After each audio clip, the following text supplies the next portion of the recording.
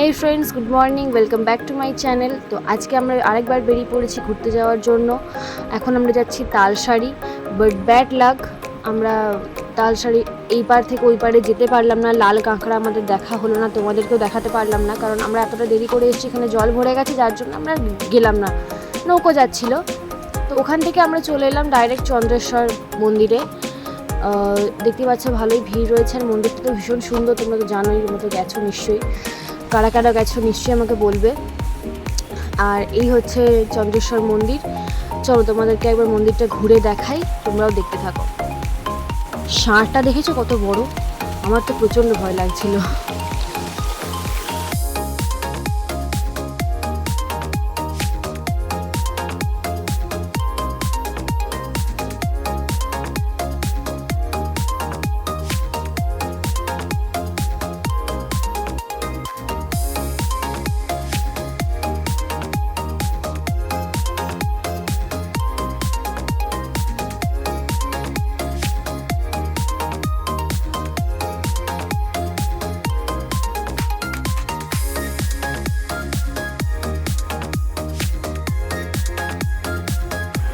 ওখান থেকে আমরা চলে গেলাম রাধা গোবিন্দ মন্দির। মন্দিরটা ভীষণ সুন্দর।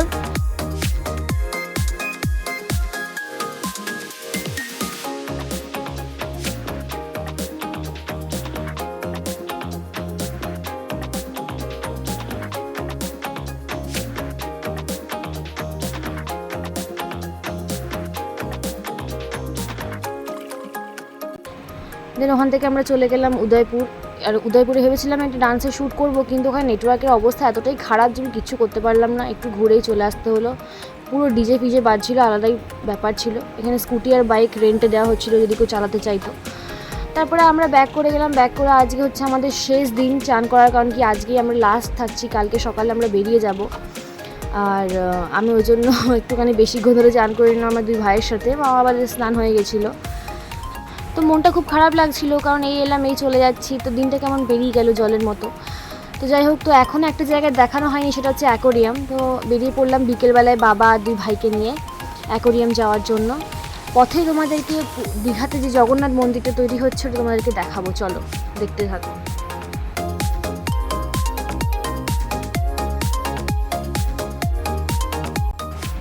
ওই যে দেখতে পাচ্ছ তো, খুবই হালকা করে তোমাদেরকে দেখাতে পারছি, কারণ রাস্তা যেতে যেতে তো।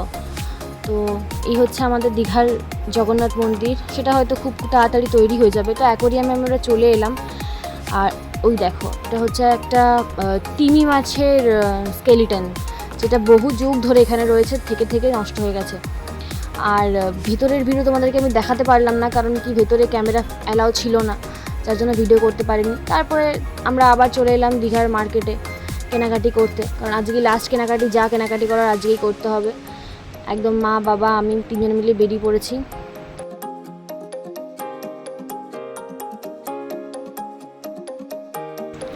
সো ফাইনালি আমাদের যাওয়ার দিন চলে এসছে। আমার এত খারাপ লাগছে, কি সুন্দর এই 5টা দিন আমরা এত মজা টজা করে কাটিয়েছি, আমার সত্যি আর যেতে ভালো লাগছে না। ঘরে গিয়েও তো সেই আবার রেগুলারের রুটিন, তো কার ভাল লাগবে বলো। তো এই কদিন বেশ ভালোই গেল, আবার আসবো নিশ্চয়ই একদিন। আজকে একটু বেরিয়েছিলাম সকাল দিকে শ্যুট করতে ডান্সে, খুব তাড়াতাড়ি সেটা তুমি আমাদের চ্যানেলে দেখতে পাবে তোমরা। আর চলো বাড়ি ফেরা যাক, সব তো কমপ্লিট।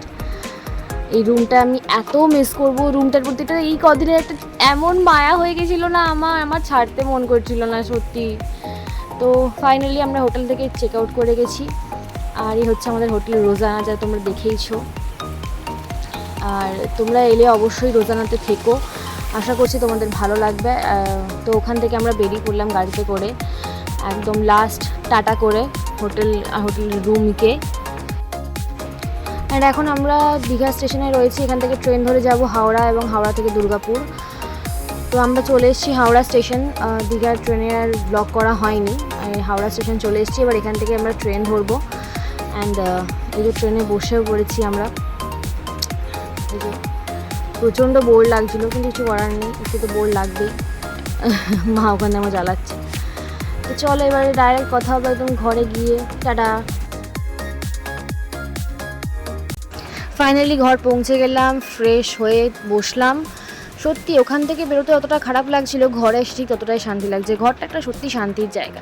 যাই হোক, আমি রেস্ট করি, তোমরা আমার ভিডিও দেখতে থাকো আরও নতুন নতুন। আর অবশ্যই ভিডিওটা লাইক, কমেন্ট, শেয়ার, সাবস্ক্রাইব করে দিও। টাটা।